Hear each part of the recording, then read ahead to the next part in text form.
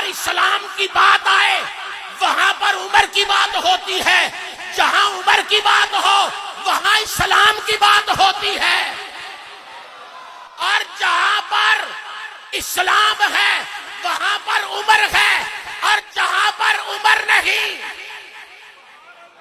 वहां पर इस्लाम नहीं। ये बात ज़हन में रखो।